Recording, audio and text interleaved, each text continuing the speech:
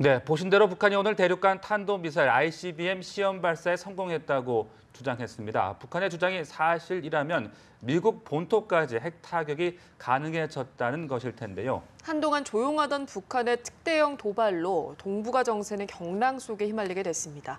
네, 관련 내용 정치부 이봉석 기자와 이야기 나눠보겠습니다. 안녕하세요. 네, 안녕하십니까? 자, 먼저 미사일 발사와 관련된 북한의 오늘 발표 내용부터 다시 한번 정리해 주시죠. 네, 일단 오늘 무슨 일이 있었는지 간략하게 좀 정리를 해볼 필요가 있을 것 같은데요. 일단 오늘 오전 9시 반쯤에 북한이 그 평안북도 그 방현 일대에서 그 탄도미사일 한 발을 발사를 했습니다. 근데 군 당국이 이제 이 발사한 것을 이제 포착을 했는데 당시에는 이 발사한 게 그 구체적으로 무엇인지는 그 확인이 되지 않았었는데 북한이 그 오늘 오후 3시 반에 그 직전에 중대 발표를 하겠다고 미리 그 낮부터 이제 여러 차례 예고를 했었습니다. 네. 그런데 이제 그 전부터 이게 이번에 쏜 미사일이 ICBM이 아니냐 이런 그 관측이 많이 나왔었는데 역시 이제 ICBM인 것으로 그렇게 판명이 났고 북한은 중대 보도를 통해서 이번에 이제 대륙간 탄도미사일 그 이름이 화성 14형을 발사에 성공했다 그렇게 이제 발표를 했습니다. 그 이 미사일은 39분 동안 비행을 해가지고 총 고도 2,800여 킬로미터까지 올라간 다음에 총 이제 비행 거리가 933킬로미터 이렇게 이제 북한이 발표를 했고요. 그리고 이게 이제 최대 고각 발사, 정상 발사가 아니라 그 각도를 높여가지고 이제 비행을 하게끔 하는 고각 발사로 이루어졌다고 북한이 또 발표를 했고, 그리고 또 이 ICBM, 이 신형 ICBM인데 이거는 김정은 위원장이 직접 전략적 결단에 따라서 그렇게 지시를 했다. 그렇게 또 북한이 발표를 했고, 네. 그리고 김정은이 직접 또 현장에 가가지고 미사일 발사 모습을 참관을 했습니다. 그리고 북한의 또 발표에 의하면 이 ICBM이 북한이 이제 주장은 ICBM이라고 하는데 세계 어느 곳도 타격이 가능하다. 그렇게 또 주장을 했고, 그리고 또 발사 당시에 사진도 공개를 했습니다. 영상은 공개를 안 했는데 네네. 사진을 공개했습니다. 근데 사진을 보면은 한 축에 이제 바퀴가 8개짜리인 이동식 발사대에서 운반이 됐고, 근데 발사 당시의 모습을 보면 그 이동식 발사대에서 발사되는 게 아니라 이제 옆으로 옮겨져 가지고 이동이 돼서 이제 발사된 모습을 볼 수가 있었는데 네. 이게 직접 발사를 하기에는 액체 연료의 어떤 그런 그거를 감당할 수가 발사대가 이제 감당을 할 수가 없어서 그래서 이제 떼가지고 이제 발사를 한 게 아니냐 그런 의견이 있었습니다. 네. 이번에 고각으로 발사를 했잖아요. 이게 정상으로 발사가 됐다면 미국 본토까지 타격이 가능하다 이런 얘기가 있던데요. 네, 그렇습니다. 일단 그 ICBM은 우리 군 당국은 사거리를 어느 정도여야지 ICBM으로 보고 있냐면 5,500km가 이제 넘으면 ICBM이다 이렇게 규정을 하고 있는데 그런데 이런 규정 자체가 사실은 그렇게 뭐 중요한 의미를 가지는 건 아닙니다. 그러니까 이 미사일이라는 것 자체가 어디를 타격하느냐, 무엇을 노리느냐가 중요하기 때문에 이 역시 어디를 타격 가능하냐 이거에 이제 그 관심을 가질 수밖에 없는데요. 이번에 이제 북한이 그 아까 말씀하신 대로 고각 발사를 했는데 만약 정상적으로 발사를 했다면 8,000km는 충분히 넘을 거다 이렇게 지금 얘기를 하고 있는데 8,000km 정도면 미국의 뭐 하와이라든지 아니면 알래스카 정도는 충분히 타격 가능하고 심지어 한 8,200km 정도면 미국 그 서부 해안에 있는 시애틀까지도 타격이 가능하다. 그래서 미국 본토도 이제 타격이 가능해지는 그런 거기 때문에 그렇게 볼 수가 있고요. 또 보통 그 탄도미사일의 그 정상적인 사거리는 그 고도 최고 얼마나 높이 올라가느냐에 따라 3에서 이제 4를 곱해 가지고 이제 그 최대 그 사거리를 이제 구하곤 하는데 이번에 이제 2,500km, 2,800km니까 2,500km를 넘었는데 곱하기 한 4 정도를 하면 일각에서는 이제 그래서 10,000km 사거리가 10,000km가 넘는 것 아니냐 그렇게 지금 얘기가 나오고 있고, 그리고 또 우리 군 당국은 초기 단계의 ICBM이다 이렇게 또 분석을 하고 있습니다. 네. 그리고 북한은 올해 5월에 그 중장거리 탄도미사일 화성 12형을 발사를 했는데 이번에 발사한 미사일이 비행 속도가 그 화성 12형하고 좀 비슷했다는 그런 전문가의 주장이 있습니다. 그래서 이번에 화성 14형은 화성 12형보다 그 탄도 중량을 줄여서 비행 거리를 늘렸다. 또 이런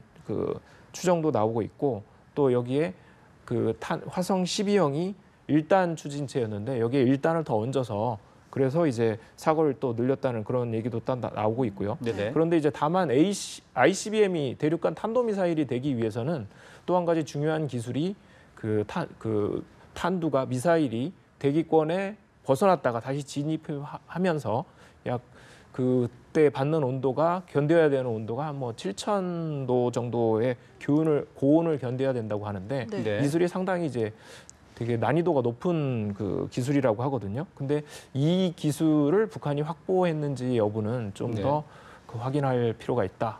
또 이렇게 보고 있습니다. 네, 그렇군요. 이 북한의 이 같은 ICBM 발사에 대해서 주변 국가들의 반응은 어떻게 좀 나왔습니까? 근데 일단은 주변국들에 다 이제 반발을 했죠. 네. 특히 이제 그 탄도미사일 발사는 그 유엔 안보리 결의 위반이기 때문에 그 다 반발이 할 수밖에 없는데 특히 그 트럼프 미국 대통령의 반응이 좀 재미있었는데요. 뭐라고 얘기를 했냐면 그 발사 소식을 접한 다음에 트위터에 그 글을 올렸습니다. 네네. 뭐라고 올렸냐면 김정은을 이제 이 사람이라고 이제 지칭을 하면서 그 할 일이 뭐 그렇게 없나 이렇게 이제 글을 올리면서 그러면서 또 이제 또 중국 얘기를 꺼냈습니다. 아마 이제 중국을 더 압박해가지고 이런 난센스 상황을 끝내야 되지 않냐 뭐 이런 또 얘기를 했고 이번에 그 미사일 같은 경우에는 일본의 EEZ 그 배타적 경제 수역 안에 이제 떨어진 걸로 지금 알려지고 있는데 당연히 그래서 이제 일본은 더 반발할 수밖에 없었고요. 그래서 일본은 이번 북한의 미사일 발사가 유엔 안보리 결의 위반이다. 그래서 강하게 규탄을 했고 또 일본 이번에 북한 미사일 발사를 가장 먼저 보도한 게 일본 언론입니다. 네. 그리고 아베 총리가 그 보도가 나온 직후에 그 NSC를 소집을 했고 또 아까 말씀드린 대로 오후 3시 반에 북한이 이제 중대 발표라고 해서 발표를 했는데 그 이후에 아베 총리는 NSC를 재소집해서 총 2차례에 걸쳐서 이제 NSC를 소집했고 중국도 역시 비난을 했는데요. 네. 유엔 거리 위반이라고 이렇게 비난을 했고 그리고 또 한 가지 이제 우려되는 점은 ICBM 이번 도발 때문에 동북아 이제 국가들 아까 그 북한의 그 주장이 뭐냐면 그 전 세계 어느 국가도 다 타격할 수 있다 이렇게 주장을 하고 있기 때문에 그 다른 각국들이 군비 증강에 나설 그 우려가 지금 커지고 있어서 그래서 이제 뭐 예를 들어서 미국이라든지 일본이라든지 어떤 직접적인 타격권에 속하는 국가들이 요격 체계 마련이라든지 물론 이제 미국은 이미 ICBM 요격에 얼마 전에 성공을 하긴 했지만 그런 요격 체계를 키울 가능성 그런 어떤 군비 증강 우려가 좀 커지고 있는 그런 상황입니다. 네네. 네. 문재인 대통령 오늘 NSC를 직접 주재하는 등 나름 분주하게 대응을 했죠. 네, 그렇습니다. 그 발사 5분 만에 이제 문재인 대통령이 보고를 받았다고 하고요. 오전에 그리고 그 미사일 발사 직후에는 NSC 상임위원회를 소집을 했습니다. 네. 그런 다음에 정오부터는 그 전체 회의로 이제 전환을 했는데요. 벌써 이제 확대된 그런 회의로 볼 수가 있는데 그 상임위원회는 외교부, 통일부, 국방부 장관, 국정원장 뭐 이렇게 참석을 하는데 전체 회의는 여기에 이제 국무총리하고 행정자치부 장관 뭐 이렇게 또 그 추가가 되고 그리고 청와대는 또 북한의 미사일 발사를 미리 사전에 그 포착을 하고 있었다 그렇게 또 밝히고 있고 또 문 대통령은 이번에 그 북한에 대해서 어느 정도 상당히 강한 수위의 경고 네. 메시지를 내놨습니다. 북한이 레드라인을 넘는다면 한미가 어떻게 대응할지 모른다 이렇게 이제 네. 얘기를 했습니다. 그러니까 이렇게 되면은 우리 정부는 이제 남북 대화 재개를 좀 추진하겠다, 기대한다 그런 입장이었는데 대북 정책에 좀 변화가 있지 않을까, 영향이 미치지 않을까 싶은데 어떻게 보십니까? 네, 그렇습니다. 그 최근에 끝난 그 한미 정상회담에서 문재인 대통령은 이렇게 얘기를 했습니다. 그 대북 정책에 운전대에 앉겠다. 결국에는 그 대북 정책에 있어서 우리가 이제 주도권을 가지고 그 하겠다 이런 의미로 볼 수가 있고 그 동안에 이제 대북 정책의 기조를 보면 그 대북 제재는 이제 계속 유지를 하되 또 뭐 북한을 이제 대화나 이런 걸 통해서 대화의 테이블로 올 수 있게 어떤 남북 대화도 재개를 추진하고 이런 입장이었는데 네네. 아무래도 이번 북한의 도발 때문에 그 문재인 대통령의 그 대북 기조가 훨씬 더 이제 강경해지지 않느냐 뭐 이런 관측이 나오고 있고 실제로도 그런 걸 이제 추정할 수 있는 그런 모습도 나타나고 있습니다. 예를 들면 문재인 대통령이 그 북한의 미사일 발사 도발 소식을 듣고 그 크게 실망했다 이런 얘기가 나오고 있고 또 뭐 노기를 표출했다 뭐 이런 또 보도도 나오고 있습니다. 그리고 또 NSC에서도 북한이 무모하게 핵과 미사일 개발에 집착하고 있다 이렇게 이제 비난을 했고요.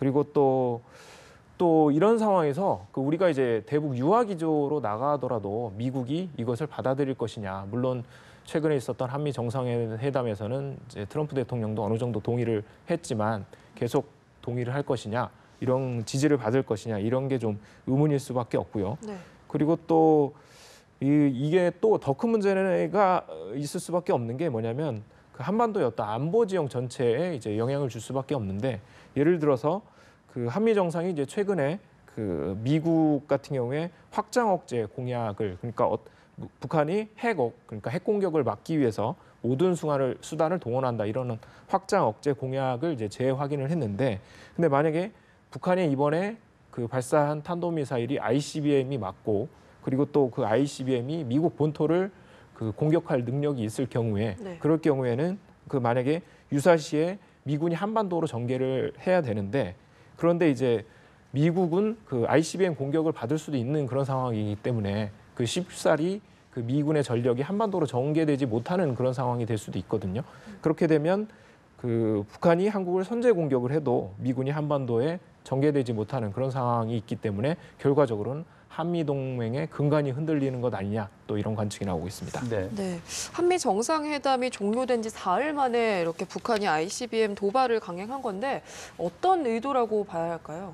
네, 말씀하신 대로 이제 사흘 만에 이제 도발을 한 건데, 결국에는 그거에 대한 이제 메시지가 들어있다고 볼 수 있겠습니다. 네. 뭐 예를 들면 그 한미 정상회담에서 한미가 이제 대북 공조를 이제 확인을 했는데, 그런 게 이제 그거에 이제 반발 차원, 약간 못마땅하다는 그런 의미가 이번 그 도발을 통해서 보여주는 그런 의미도 될 수 있을 거고, 네. 또 한미 정상이 합의한 것 중에 뭐가 있냐면, 북한으로 하여금 이제 체제 보장을 약속을 하면서 대화 테이블로 나오라, 이렇게 또 손짓을 했는데, 이거에 대해서 이제 행동으로 거부 의사를 표현했다, 이렇게 볼 수도 있겠고, 또 오늘이 마침 미국의 그 독립기념일입니다. 근데 네. 이번뿐만 아니라 2006년이라든지 2009년에도 북한이 미국 독립기념일에 그 대형 미사일 발사 도발을 한 전례가 있기 때문에, 역시 이것을 통해서도 그 북한이 아무래도 이제 대북 제재는 미국이 주도하고 있는데, 이거에 대해서 약간 무력 시위를 보여준 것 아니냐, 또 그런 분석이 나오고 있고요. 또 어제 같은 경우에는 북한의 전략군절이었습니다. 전략군이라는 거는 뭐냐면 그 핵과 미사일 운용을 이제 담당하는 그 전담 부대인데, 네. 그래서 이제 그 전략군절에 맞춰서 그 미사일 발사를 감행했다는 점에서 네. 북한의 어떤 내부 결속을 이제 노리기 위한 그런 포석도 있는 것으로 판단되고 있습니다. 네. 그렇다면 북한의 다음 도발 시나리오 혹은 뭐 다른 어떤 수순, 어떤 걸 좀 예상해 볼 수 있겠습니까? 네, 북한은 이제 그 동안에는 뭐 그 핵실험을 이제 5차까지 단행을 하면서 기술 수준을 상당히 이제 끌어올렸는데요. 뭐 예를 들면 북한의 주장에 의하면 뭐 핵탄두를 소형화하고, 그다음에 다종화하고, 표준화하고, 뭐 이런 그 성과를 이뤘다고 이제 얘기를 하고 있는데, 그 동시에 이제 북한은 미사일 기술을 계속 끌어올렸습니다. 그래서 이번에 이제 최종 목표가 결국에는 ICBM 개발이었는데, 북한은 이번에 그거에 이제 성공을 했다고 주장을 하고 있고, 그리고 또 이렇게 이제 핵과 미사일을 이제 계속 개발한 게 뭐냐면, 앞으로 이제 대화 국면이 펼쳐질지도 모르는데, 이거에 대비해서 그 자신들의 어떤 몸값을 올리기 위한 그런 그 의도가 아니냐, 이런 그 분석도 나오고 있고, 네. 또 북한이 추가로 6차 핵실험에 나설 가능성, 그런 것도 이제 제기가 되고 있고요. 그리고 또 다른 한편으로는 이번에 이제 미사일 개발이 최종 단계에 이르렀다고 이제 판단을 했기 때문에 그 도발을 약간 접고 그 경제 그 개발이라든지 경제를 끌어올리는데 좀 중점을 두지 않겠느냐, 또 이런 관측도 또 나오고 있습니다. 네, 알겠습니다. 지금까지 이봉석 기자와 함께 북한의 미사일 발사 또 앞으로의 전망까지 자세하게 짚어봤습니다. 말씀 고맙습니다. 감사합니다.